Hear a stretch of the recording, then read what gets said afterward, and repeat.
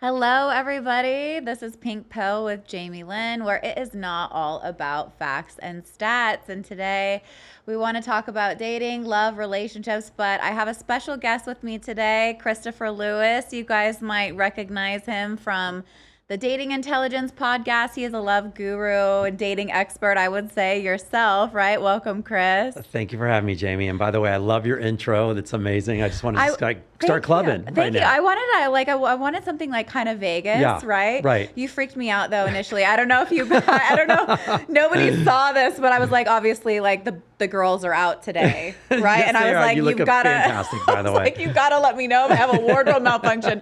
So we had a signal, and Chris gave me the signal, and I just about freaked out. I kind of overdid it, and I think Austin in the background, our producer back there, is literally like I could see him laughing as well. You thought you all were going to get a free show today. You're wrong. I got you, girl. I got you covered. But I'm so glad that you're here, Chris. So Thank you. I know that today we wanted to talk about like cheating, and you had mentioned that you're like a reformed cheater, and so I really wanted to kind of pick your brain at that because it sounds like you made a complete 180. I did, and the word reformed. Wow, it's like I feel like I'm just getting out of like prison, like cheating's guide to prison. You know, yes, I am reformed, and I am. What's a better word to use? I just say I'm a rehabilitated cheater. That sounds like yeah, it's all bad. You know, it's like it's a lose-lose situation because they never. What do they always say? Like once a cheater, always a cheater. That's what they say. Yeah. I don't really believe that though. No. Actually, I don't. Tell me a little bit about like how long, like were you in like really long? You're kind of like a monogamous. I am. Right. Yeah. So how did that even happen? And what do you like? Knowing you personally, I feel like that would have like eaten you alive.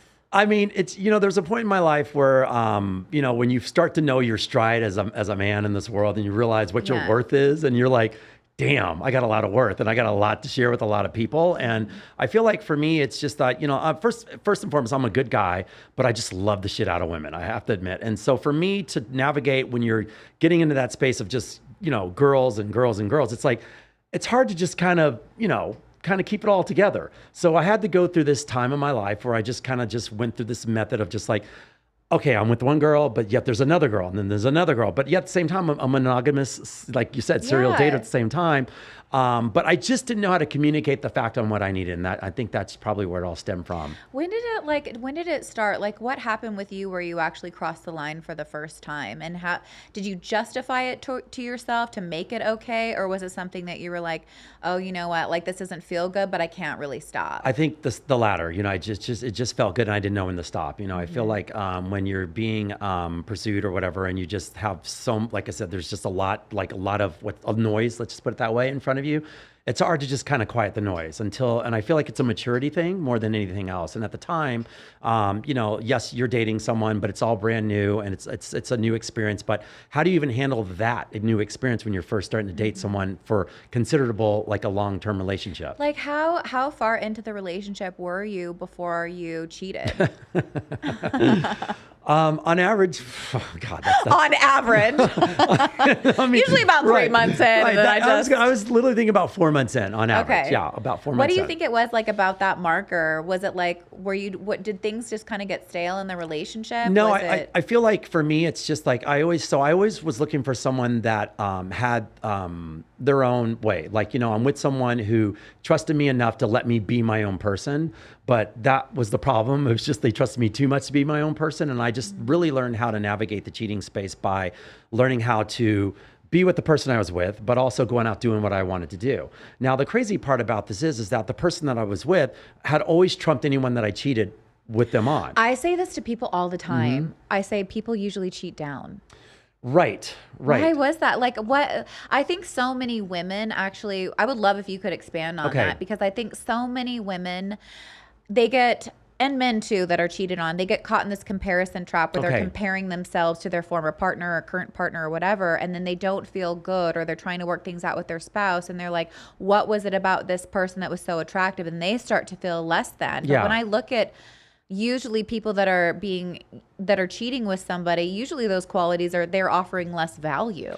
Right. And that value was less because I knew that that person would never probably trump the person that I was with at the time, because I value the person that I was with. If I'm going to be in a long-term relationship and commit to one person, that person, let's say, the person that I was cheating with had never had anything on that person per se, right? So it is in a sense cheating down, or going down in that way. But for me at the same time, I think what created all that for me is because I got bored easily.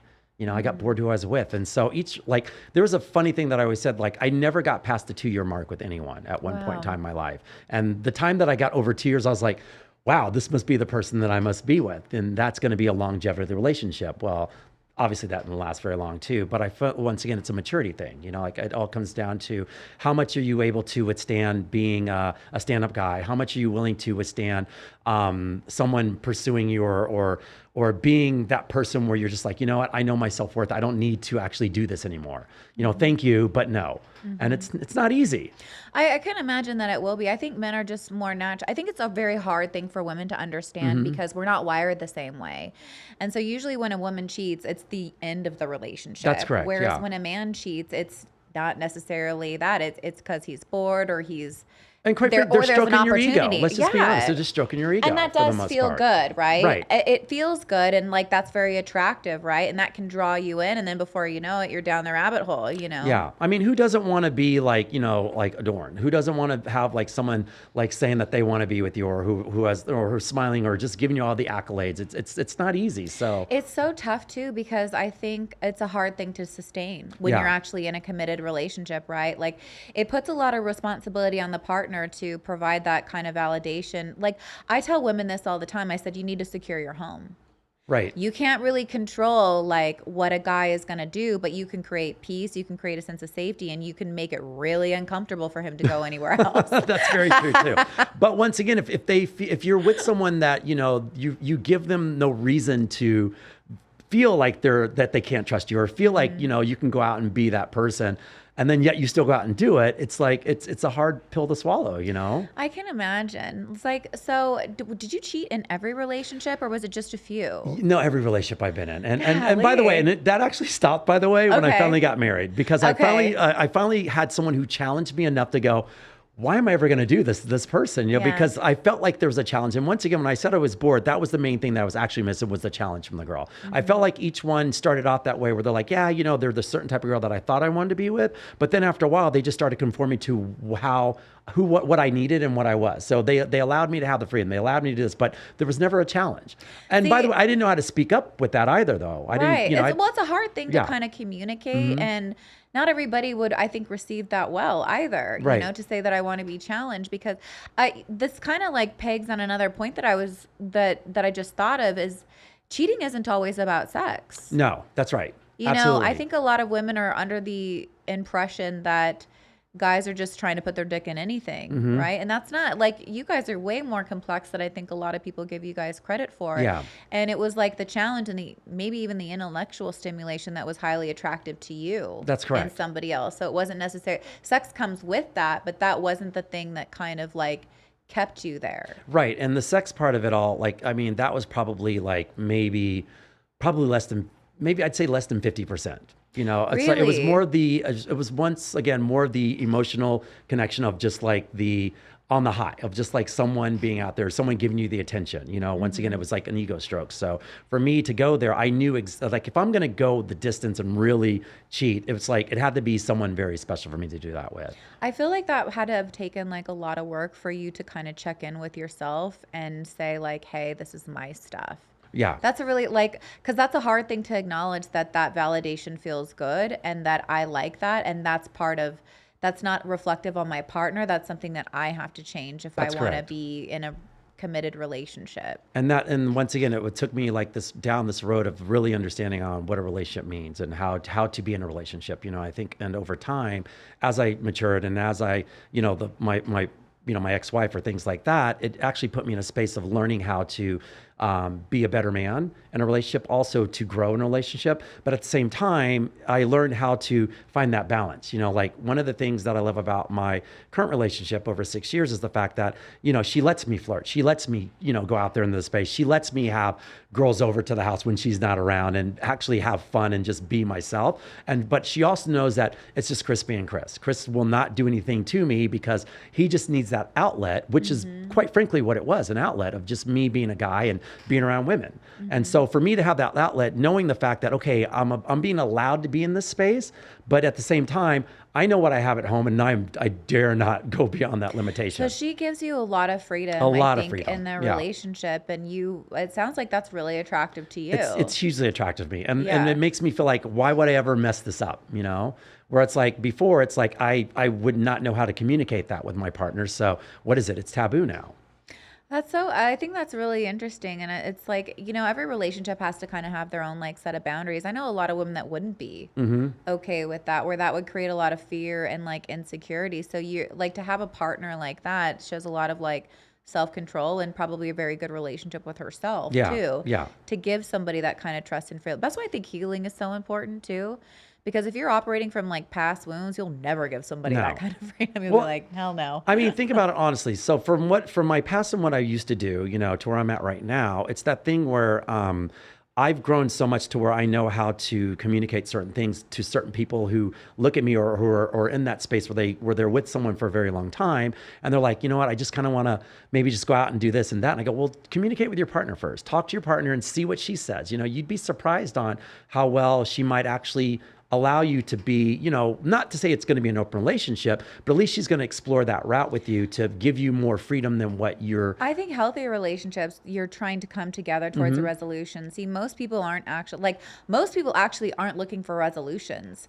They know how to have conflict and they never know how to actually resolve it. Most people will just sweep it under the rug, or they don't set boundaries, or they're not even aware of what their needs are, right? So there's just a complete shutdown.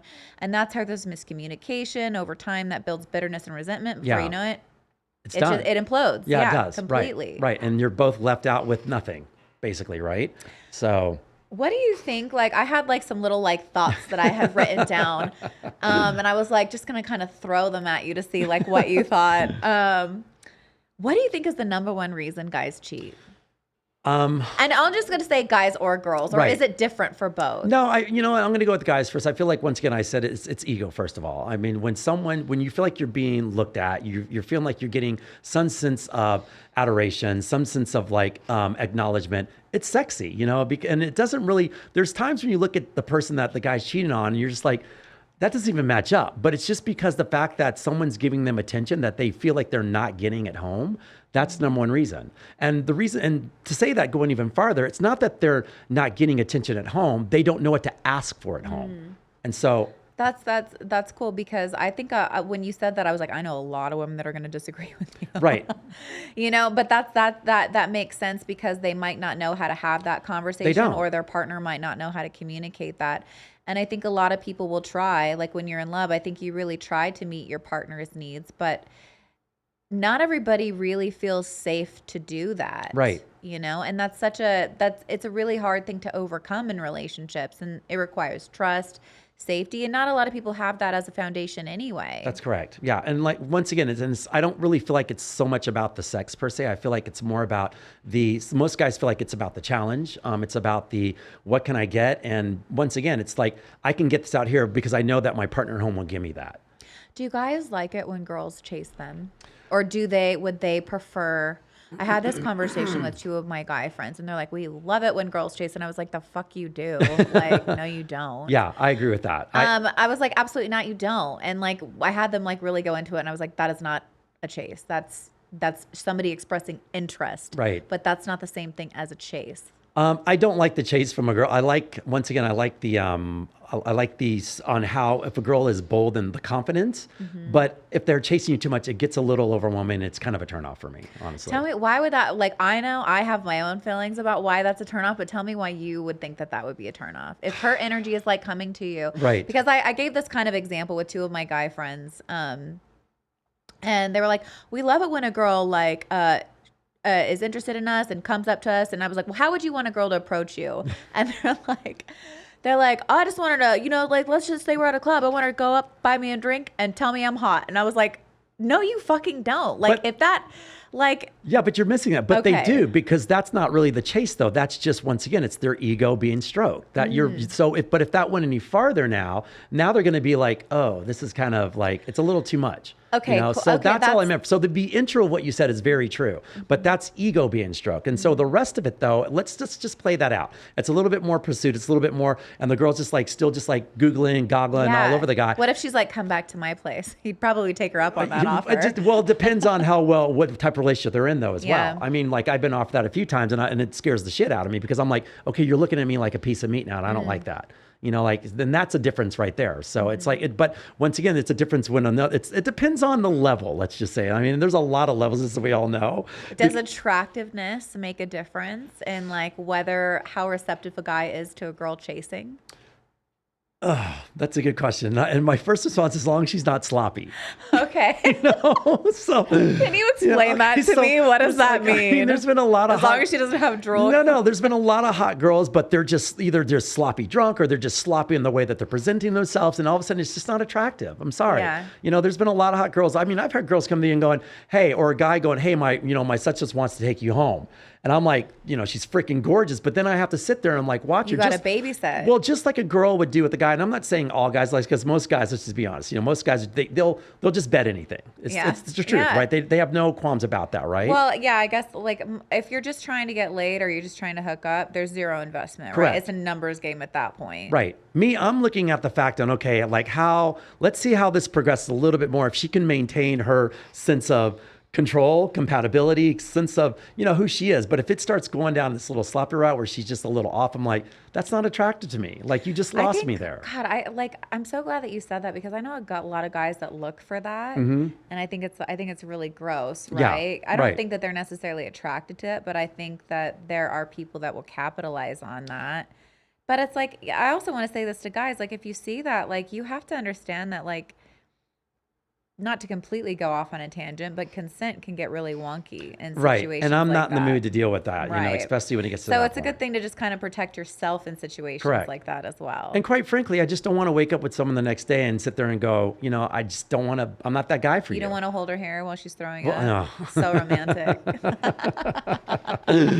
I don't think any guy wants to do that, by the way. Just that's like, you're looking for the door at that point. I feel bad for Liam right now. Just kidding. No, but that's different. I've been there once or twice. When you're in a relationship, though, but that's what we do. That's why we're there for, right? Yeah. In theory, though. So, yeah. So like, okay, so not really attractive if a girl's energy is coming, but I'm glad that you clarified that, because that is more expressing interest, right? Rather than the chase. Is it different? Like, a lot of girls get really bad advice, and they're taught to allow a guy to chase you, and I don't really think that's very healthy either, no. because it's a game. Yeah. It's game playing, and I'm like, you're already setting up really toxic relationship dynamics. What do you think about that? Well, like you just said, I feel like there's a sense of someone's trying to get a sense of control, first and foremost, right? It's like, and so with that push and pull, when the girl's like, and I've met a lot of girls like, well, you got to chase me. I'm like, I don't chase. I'm sorry. Like, I will be reciprocating when we're both in this together, but I'm not going to let, me start falling all over what you want, because now guess who's in control? Now I've lost the sense of control. And now guess what? Now I'm going to be at the point now, once I get to the point with you, I'm going to try to gain that control back to where now it's this push and pull. Now it's toxic, like you said. I agree. So who wins in that? Exactly. Like, I always think like guys get terrible advice too, but that's one of the big, that's one of the big ones that I see relationship dating advice for women. I'm like, that sounds like a recipe for disaster. Yeah. Plus, like, I also think we don't take guys' feelings into consideration when we look at it that way, because it's like they want to hear from you too. That's correct. Yeah. You know, and it's so I always think like expressing interest is good, but I don't feel like women should ever pursue. I don't think that that's but I do think that you should reciprocate and express interest. I think that's a healthy way to kind of like initiate, at least in the initial phases of like the dating game. What do you think is like the best way for a guy, or the healthiest way for a guy to kind of do that? What advice do you have for the men out there As far as like that are trying let's just say they're struggling in the dating game, because Yeah. we talk a lot about that kind of here, guys that have a hard time securing relationships, finding women, and they get some terrible advice. Yeah. You know? So there's this guy that you know, won't name names. He's probably one of my he is one of my clients. I'm not gonna say probably, he is one of my clients, and he literally, it's like when I first spoke with him, he said, I feel like I have imposter syndrome because I can't be my true self when I go out on a date. He goes, you know, there's all, and so his first thing he said, there's all these guys out there that are sleeping with these girls, and he goes, and I want that, but I feel like I have to put on this imposter syndrome in order to be one of those guys, and that's just not me. And so what's going to happen down the road 3-4 months from now, where let's say I do something like that and I'm trying to woo this girl and I'm in this imposter syndrome space, and all of a sudden I feel like I'm going to get found out. He goes, I can't maintain that sort of living. He goes, I just want to go out where I go out and meet this girl and she likes me for who I am. See, that's exactly what you should do. Right. You know, like people that are telling you to kind of fake the funk. Let's say you don't like to eat at fancy restaurants, but to date somebody, you keep taking these girls to fancy restaurants. But if that's not your lifestyle, well, she's going to get mad, bitter, and resentful. Exactly. If you don't maintain that, and she's going to feel like you sold her a lie. Right. You know? It's good to be authentic. Like you really have to get very like know thyself, right? Like before you date, before you do anything, you have to have a really secure relationship with yourself and know who you are to attract the right kind of person, because that you don't want to align. You don't like when you fake the funk, you're going to be misaligned. It'll attract certain people, but you're not going to be attracting your tribe. But that's You don't- correct. You know, you're Right. only going to attract your tribe when you're real. And eventually, once again, it's gonna hit up to a point where you're both gonna be like, something's gonna fall off. You know, either you are or she is, because eventually something's gonna get found out. And on top of that as well, you know, with trying to, you know, like, let's just be honest, all guys, we see guys that we always want to portray. I mean, it's just one of the things why imposter syndrome exists, right? So it's like that thing where I see someone at a young age going, God, I want to emulate that guy. I want to be that guy. I want to have all the girls. I want to have all this. But then eventually you have to find your stride, what works for you. And so for me, you know, like in the cheating space, like I found my stride as who I am as a person now by being able to get what I want, being completely honest about it, and also still, you know, being able to be a great stand-up guy in a relationship, you know? So for me, it's like when my girlfriend calls me now, it's really funny. I'm laughing right now. There was a moment where she was going out of town for a girls' night out, Palm Springs for a friend's birthday. And she goes, what are you going to do? So I go, you know, I'm just going to have some porn stars over. And she goes, okay, have fun. Okay. Now this night, when she's actually at this party, she calls me with my best friend whose party it was. And they call and the porn stars answer the phone. They're running around the house completely naked. And I go, hey honey, what's going on? She goes, you having a good time? I'm having a great time, babe. She goes, all right, just don't do anything I wouldn't do. Of course, never. And I'd hang up and that's it. And the girls are like, she's so awesome. And I go, because she knows I'm not going to do anything. Yeah.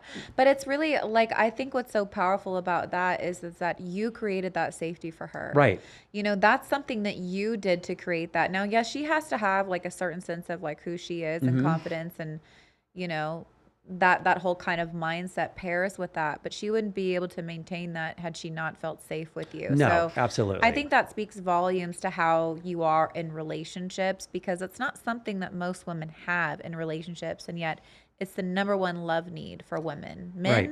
it's respect. Women, it's safety. Yeah, and that I give her that 1,000%. You know, and I adore her all the time. You know, it's a lot of adoration. How long have you guys been together now? 6 years now. 6 years. Yeah, 6 years now. A lot of And her adoration. name's Jamie too. Yes, it You're is. just I have a lot of surrounded by Jamies in my Jamies. life. I can never fuck that up, Austin. Let me tell you.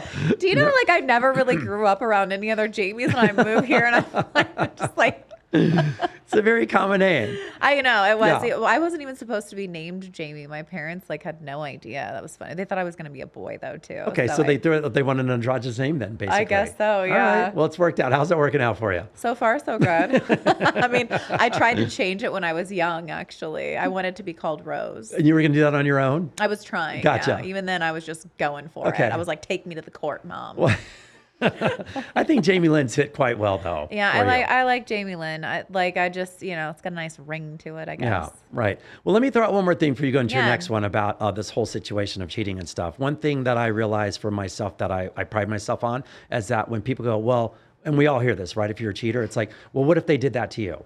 What if they cheated on you? And I said, you know what? I go, I'd have to understand why they're doing it. And listen, I go, I will never be a hypocrite, ever. And there's been one or two situations when it's happened. And you know what I did? I sat down and I listened to them. I go, well, why did you do that? And let me understand. And they told me, and I said, you know what? I get it. I understand. And one of the girls, we ended up staying together. The other one, we ended up breaking up because, she ended up moving on. But I never got angry or upset because I knew how it was to be, to cheat on someone and to be cheated on. It was like, you have to understand why they're doing it for. Did that hit different when you were cheated on? Because it sounds like you had more empathy because you had been in that position, actually, right. And you became more empathetic. Whereas maybe had you not gone through that or done that or behaved in that way, I wouldn't have understood. But I feel like people need to understand, look, if you're going to, like I always say, if you're going to throw something out there, you need to be able to get that thrown back to you. How are you going to handle that? I agree with you on all that. walks of life. I think you need, like, whatever you're, you got to, like, be able to, like, I think if you want to grow, you have to be open to feedback. Right. But not everybody is. Some people just have agendas and they're just trying to push their own agenda. Like, your mindset's already very different than I'd say a lot of other people because you were trying to work towards a resolution. Right. That's correct. That's going to put you in a different game and you're going to be playing by different rules just by that alone. Yeah. Whereas what can happen, what I see the other end, just because I'm in a field that kind of specializes in some wonky stuff, right? What I see is usually like a lot of gaslighting or a lot of blaming or like, you didn't make me feel like a man, blaming for the cheating, and then the person that does that ends up feeling even worse and just wrecks their self-esteem even more. So it can really kind of go one of two ways, but it's kind of interesting to get this kind of take on it where you ended up kind of turning it into a positive. Yeah. I mean, let's just face it, like the guys who are gaslighting, let's say like that, right? They know why they're doing it. They just don't want to fess up to it, to their partner. That's exactly. all. So they're going to blame their partner, Like every time that I went out and skated and got around and did certain things and, and even like the funniest part about this is like I got found out probably 60% of the time with every single girl, and they all accepted it and took me back.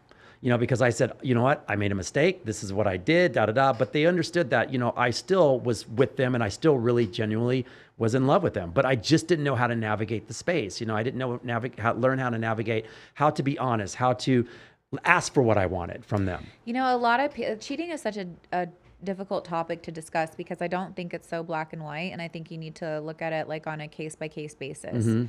I think you have to take so many things into consideration because I know that there are some times where if somebody cheats, like it'd be done day one, but then for somebody else, you might give more leeway, more leverage based on how they're showing up to it, and right. based on what the conditions are. So it's really kind of crazy. Do you think cheating is, well, you've kind of already answered this, but I would say a lot of people think that cheating is a deal breaker. I know that for women, like right. at least in my girl circles,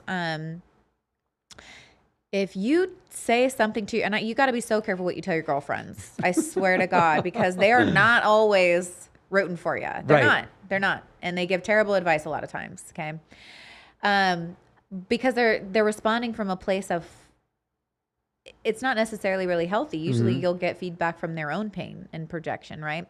If I have a girlfriend and I say so-and-so cheated on me, she's like, fuck him, leave him. That's the first thing you're going to hear. That's the first thing you're going to hear. And it's like, well, I think that cheating is something that most people are going to encounter in relationships, especially long-term relationships. And I'm not saying that it's okay. I'm not saying good, bad, right, or wrong. I'm saying it's common. And if we completely just ice people out the first time we get wounded, we're going to be alone. Yeah. We have to learn to kind of, now, whether cheating is a deal breaker for you, not fine, like whatever, but cheating is betrayal. And if it's not cheating, usually there can be betrayal in other areas. That's correct. Right? Yeah. What do you think about this? This just kind of came to me. It goes down in the DMs, Chris. Okay. What do you think about, do you think you can Instagram cheat? What do you think about, let's say, I'm just going to use guy girl. Go ahead. Let's just say I've got a couple. This actually happened. I'm going to give you a real story that I was helping a couple work through. I have a girl and she's mad that her dude is commenting on sexy photos, like Instagram models, and liking their pictures and Okay. following them.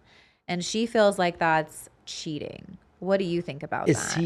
Is she finding this out, or is he like, she's like telling her this? Like, So there's a, she found it, she found it out, okay. and then asked him about it, and he was like, no big deal. Okay. Now she asked him to stop doing that, and he was like, no. Okay. At least he's putting his foot down. He said no. Okay, well, there's got to be some, that it's not, I mean, you're the therapist. Hello. Oh, well, I mean, I had a field day with that one. I just want your opinion. Okay, so, I mean, for him to say no, I need to understand more context for myself in the dating space for me. This is why. Well, he felt like her behavior was controlling. Yeah. All right. And so he also feels like now he's putting up put up against the wall. So he's put up his wall and now he's fighting back in theory, right? Even though he might be doing something wrong, he's now made his stand saying, no. You know what I thought about that? You don't tell me what to do, right? You know what I thought about that? What's that? That's bullshit. Okay. I really did. Because All right. I was like, you know what? This is going to sound fucking crazy, but I'll tell you what, like when a guy is really into you, they do it.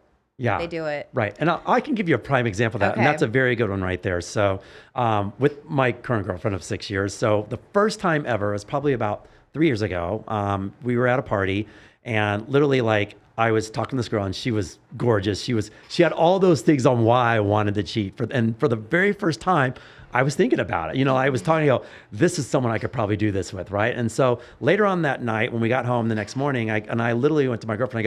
I sent photos to such as, she goes, and to her number, she goes, why do you have her number? And she's never asked me that. And I go, well, I'll just send these photos. She goes, Christopher Lewis, she goes, I know you well enough. Ooh. She goes, I know that look and I feel something. She goes, get rid of that number. And the first thing I did, Jamie, I go. So I just got goosebumps because I feel like girls are so intuitive. Super intuitive. And I was like, well, what do you mean? I just phoned, I'm just sending photos. And she goes, Chris. And she looked at me, and I went, yeah, you know what? You're right, like that. And right there and then I deleted the number. I go, holy shit. I was like, thank you so much for that. And she goes, I know you well enough to know when it's something serious like that. And I saw the look on your face that night. And today I see that look. She goes, that's why I said that. And she's never, ever done that except for that one time. How did you feel when she said that? Did you feel like she could just read you like an totally open book? And she called me on it because was it attractive to you on some level? It was a lot of different things, but for first and foremost, I'm glad that she challenged me and put the kibosh on it because that means she wasn't going to let me ever push her around. Well, she's going to let me have my freedom, but she knows when it's like to that point. I feel like guys like women with boundaries. Yeah. I think that they do. Now, that doesn't mean that they want a woman to be aggressive, and sometimes boundaries women can kind of get it wrong and channel a lot of masculine energy, which is not the best, right? But like, I think you need a set of standards and boundaries, and I think men really do respect that, and they have more respect for you, and they tend to take the relationship more seriously when you can lead with that. Especially when she read the signs correctly. It wasn't like once again, one out of maybe 20 times, and that's the one time she says that, and I was like, well, but, and she goes, man, I think that's so cool. Oh my God, it was insane, and I literally was like, right in front, I go, yeah, you're right. And I deleted it right in front of her, like literally deleted it. And I was like, holy shit. But see, that's what I mean. Like, that's what I'm going back to is like when you're really like going back to kind of the example that the Instagram cheating and the liking the pictures, I was like, to me, you're risking a lot. You're willing to risk the person that you're with to like these photos. Now that right there says a lot to me. That didn't really seem unreasonable to me. Okay. Especially because they had a background where he would want to build trust with her. Okay. And so the fact that he would deprive her of an opportunity to create safety and said no suggests to me that the nature of the relationship is not super serious. Yeah, right. That doesn't mean now he's in a committed relationship with her, but not everybody that will sleep with you, ladies, and not everybody that will be in a relationship with you actually takes you seriously. That's correct. Yeah. And I think I think women get that really wrong. That and the fact that once again, like that's what I was asking earlier, what's their communication? That's the main thing as well. I'm like, you've got a firsthand, I think, piece of it. But a part of me feels like, when do you take something like that seriously? Is it someone who's always kind of chiming in saying like, get rid of that, do this, do that? Like, is this a type of woman who says, you can't say, hey, that girl looks hot across the way and she gets all kind of bent out of shape? So so she's that's not what like that. Okay, good. That's great. Yeah. Then so I felt he like should have deleted them then. That's kind of how I felt Okay. because I have seen girls take it to the next level where that behavior does does become obsessive, very controlling. They don't feel good about themselves, and everything's very threatening to them. And I can understand it, but it will completely, there's a point at which, let's say there's been something, let's say that there's been infidelity in the relationship.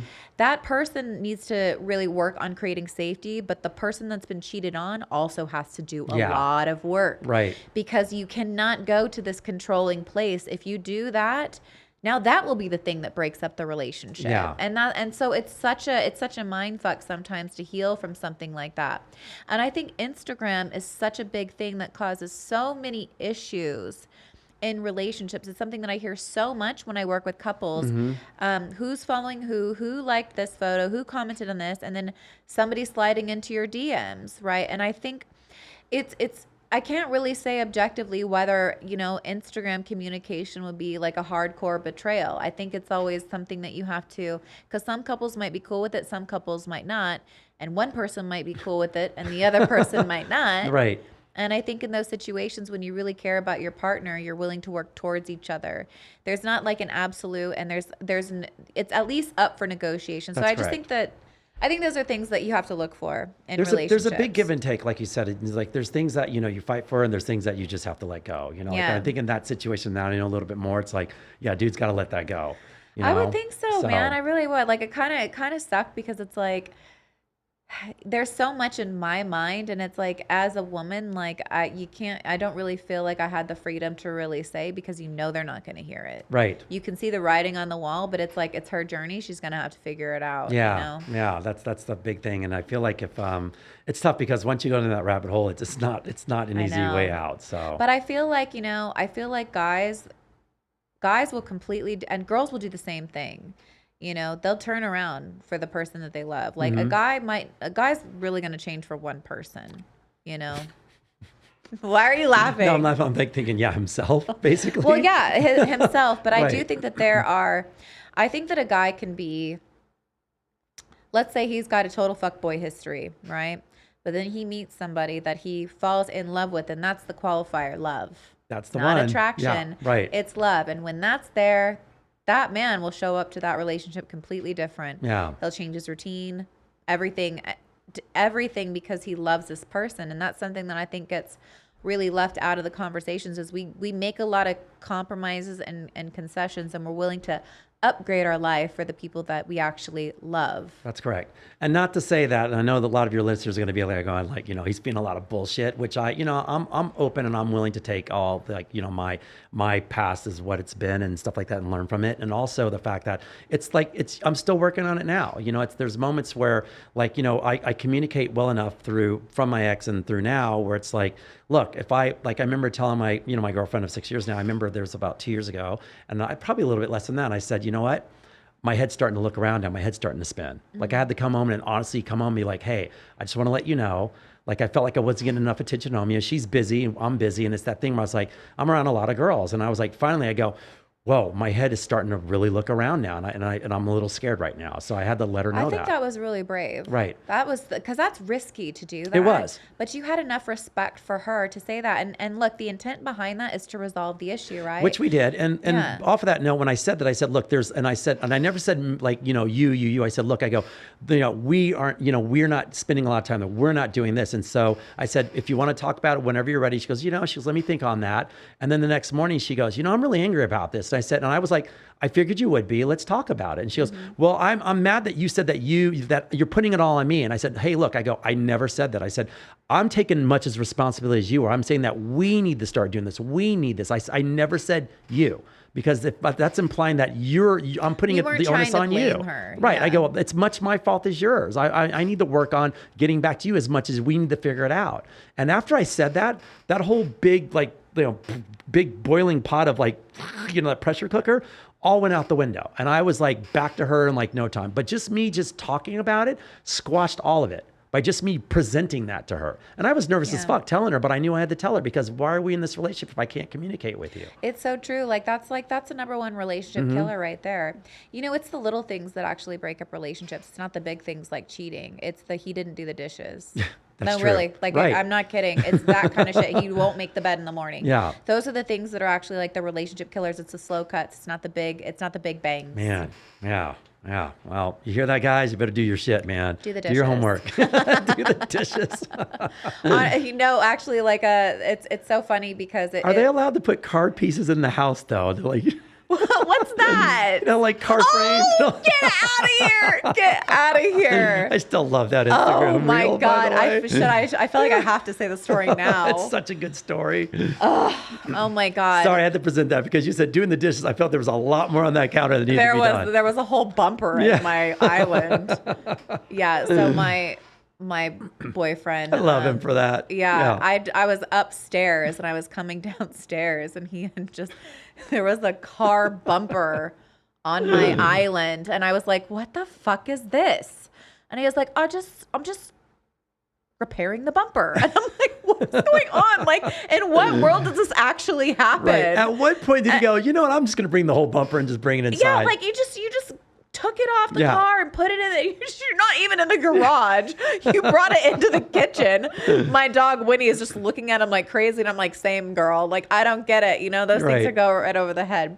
But he's very helpful though. Like I think a lot of relationships can feel very one-sided where they feel like they define gender roles, right? Yeah. Like it's a woman's responsibility to be at home, blah, blah, blah, blah. But it's like, look, to each their own. Like if you're comfortable in that space, like go ahead. But like, I'll tell you this, guys, like the number one turn on for a woman is having less responsibility in the home. If you want more sex, help her out around the house. That's what my significant other says all the time. I'm telling you, like foreplay for women starts early on in the day. Mm-hmm. It's helping her with the little things. It's the little things. It's not the big gestures and the expectation of sex. Those things are turn off for women. So guys, if you want to get laid more, just a little.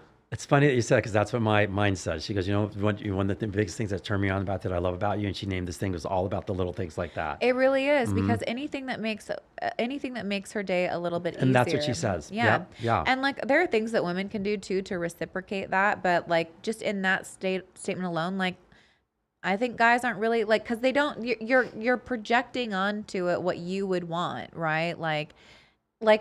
Dick pics is a great example of this, okay? Like, a guy would love probably tits and ass all day in his DMs. A girl could give zero fucks about that. But because a guy would like that, that's how he sends it. He's like, well, I would like this, so here you go. And a woman is like, get out of here. Like, nobody wants to see that. Guys, just send some dirty dishes and just send you a video about cleaning some dirty dishes. You'd be right on spot. Oh my God, that's a all great you gotta idea. do. That's the new way to get any girl. Just instead of slipping a dick pic in her DM, just send this reel of you doing this like 10-second cleaning dishes. Yeah, or like I made your bed or something. Easily. That's the biggest one. I promise you will get so many more followers because of that. Yeah. It's so true. Jamie's over here smiling as she's blushing. She goes, you know what? That's absolutely right. I just think that would be such a great DM to get. I'm gonna have to test this thing out in the water. Yeah, get some guys to test this out. I think we've got some fresh game for them right now. That's great. Please somebody send me that in my DMs. That'd be great. God, that'd be great. So I wanted to kind of ask you this as well. What do you think it takes for a guy to commit? Like, is it a certain type of woman? Is it different for guys, like different types of guys? Or is there kind of something overarching that men would need or find most attractive in a woman to be like, yeah, you know what? That's kind of what I'm looking for. That would make me want to leave all of this behind. Okay, so you just said it in a nutshell. Like a guy saying that, yeah, this is what I'm looking for. This is what I would like to have. But how many guys actually go for that? So I feel like a lot of guys, they go for things that are mainly just for, it's hard for me to say. It's just like, they're not really choosing the right girl sometimes. And sometimes, yes, it works. And I feel like they are with the right girl. But for the most part, in order to be in that committed relationship, you have to find someone that's that's going to be someone that's going to be your yin to your yang, first of all, right? Someone that you're looking for a challenge. I mean, how many guys do we know that says, God, I just wish I had a girl like this. But then all of a sudden they get that girl and they're like, they don't really want that in their mind because they're not secure enough with themselves to have something like that. So I think first and foremost, if you're secure with yourself, as a man on what you truly want. And if you can be, emotionally intelligent, you can be like secure with yourself. You can still have a little bit of ego, but don't let your ego control every situation. You can allow yourself to be somewhat controlled at the same time. Now you're in a perfect relationship, I feel like. So I feel like a lot of people that we all know who are in really good relationships have that balance, and for them to be, in a happy, balanced relationship where they don't feel like, oh, like I feel like I'm in this bad relationship, but they don't know how to get out of it, or vice versa. They're in this relationship with this girl where they have no clue on why this girl is with them, and she's probably most miserable at the same time. So that balance happens for them really learning on just finding that right person for them and committing to that. Like I said, I could name a few of my friends who are even like, I'm not gonna say names, or even hopefully they don't probably listen to this as well, but I'm gonna get them to listen to this. But I feel like, they're miserable. And it's because the girl that they're with controls everything around them. But I'm like, why are you with this girl then? If you knew that from the beginning. See, that's kind of always fascinated me because I look at it like this. People don't do what doesn't work for them. Now that might sound weird, right? But there's a gain that they get from that. And there is. And that's not necessary. And we're not talking about healthy, right? But that's so important. Like, if you have a controlling partner, what are you getting out of that? And right. That's a way to kind of look because we can't control them, right? But you can start to kind of look at yourself and be like, what need is this actually meaning? Is it so that I have a scapegoat? Is it so that I don't have to take accountability for certain things? Is it so you know what I mean? Yeah. And kind of going down that, because if you're really unhappy, you need the insight as to why you're repeating that pattern. Right. Why you're engaging in something that actually doesn't serve, that's not healthy for you. In what ways is this meeting some kind of need? Well, let's just say either she's getting her needs met by getting what he has, and he's getting out something, because I feel like it's the push and the pull of the relationship. Like she's getting her needs met, he's getting his needs met. So eventually, one of them is not going to leave that because they feel like they're each getting something out of that. See, I think people get really complacent in relationships and they settle for good enough, or they'll be like, well, you know what, this guy's a good guy. And I'm like, well, good guy doesn't mean right guy. Right. They're like, well, I'm this old and I need to have kids and I've been with him and I feel safe here. That's correct. And let me just go ahead and do this. But they're never really that into them. And guys will do the same thing. It's the fear of being alone a lot of times as well. And let's talk about how when COVID hit, how many couples had to stay at home together when their husbands were traveling or vice versa. Now they're just like, he fucking drives me up the wall. I can't believe their relationships got worse because it was working when they were traveling. So we actually see this in psychology quite a bit. It's called empty nest syndrome. Okay. But it got pushed forward with COVID. It created that something very similar. So when we study kind of older couples and relationships, there's a fairly high divorce rate when the kids leave and go to college. Okay. Because they describe sitting across the room, not really knowing who they're with. And it's because they've been so distracted with the day-to-day. Yeah. That they haven't really had to interact. They haven't really had to communicate. They're just kind of doing business together, and they lose the love. They lose the camaraderie and the partnership. And when COVID hit, you're kind of forced to be around each other. You don't have the natural diffusers that with friends or possibly family are going and doing things. And so you're just kind of stuck with, do I actually like this person? Yeah. You know? And it's but I think that we could save ourselves so much time because I think we know that right away, but we try to give people chances. Mm-hmm. We try to wait and see what happens. And I'm like, but don't. Yeah. Because you kind of know right away. And don't you want more? First of all, don't you want more? If this isn't working, don't you want to explore what's out there next and hopefully find the right one? I think people are so scared of not finding the right one that they'll never make that move. Yeah. They're so afraid that yes, they know that there's this part of them that feels pulled to leave this relationship that they might like. And it doesn't mean that it's even a bad relationship, but they're like, I don't know when that next one's coming. And what if he's worse? Or what if she's worse? Or what about this? And what about this? And they're operating from a place of unknown. And the mind hates what's not familiar. The mind is always trying to anticipate what's next. So you stay in your rut. You stay in your rut. And and I always tell people this. I'm like, well, you don't like where you're at. So, it can't this is what you're going to expect is more of this. It's not just going to miraculously be different tomorrow, And I always think all good things require faith. I think you're never going to have it ahead of time.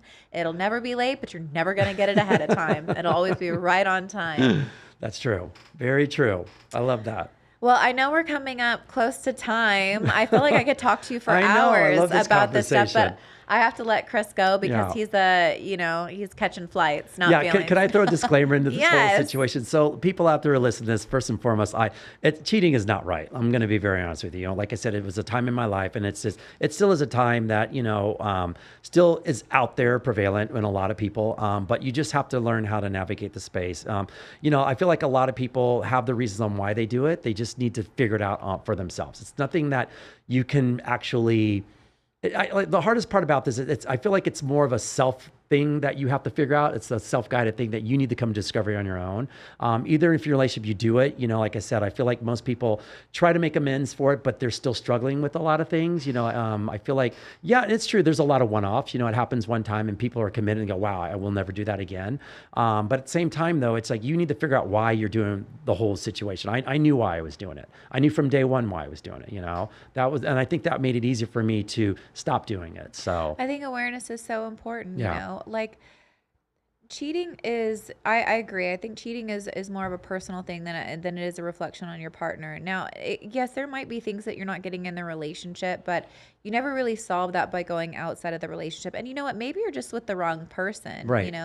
I think it was very brave for you to come on and talk about this, because it's such a taboo. Yeah. Because we really don't hear about this kind of side of it, and so I really appreciate your insights. And I love how bold you are and fearless you are about just talking about these things. And it's nice to get that Thank perspective. you. I mean, that's why I'm in the relationship space right now. I'm meant to, like, my journey is meant to help other people now. It's like I have enough journey in my life to really utilize the space that I'm in right now and correct those habits on others, So teach them how to be better, how to read the signs before they happen. And quite frankly, what's most important, if you want to cheat for the right reasons, but get out, because if it's a way out, then just get out before you start doing it.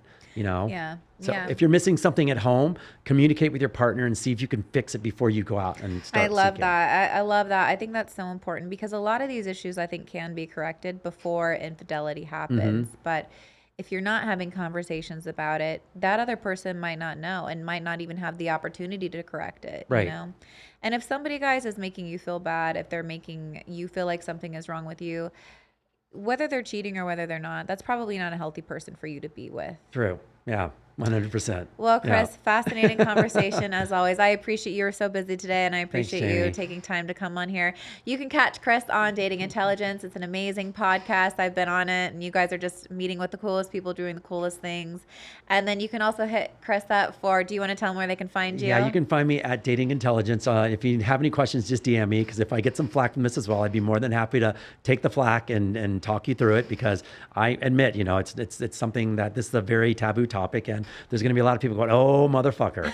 And I'm willing, I don't feel like we're going to get bad. I really Right, don't. I think right. I think it was good. I think, Right. I think it was good. But I'm willing to, what I'm getting at is I'm willing to take it. I'm willing to say, hey, let's talk about it. I'll tell you why the reasons certain things happen and why shit goes down. So, but I'm appreciative of you having me on the show, and you're an amazing therapist, and just love you all the time. So, Well, thank you guys. Well, you can catch me here. I'll be here. And you can slide into my DMs as well. Just make sure you send me a picture of you doing the dishes. yeah, it's a big turn on people. Just kidding. But thank you guys for tuning in. You can catch me next time on Pink Pill. Bye.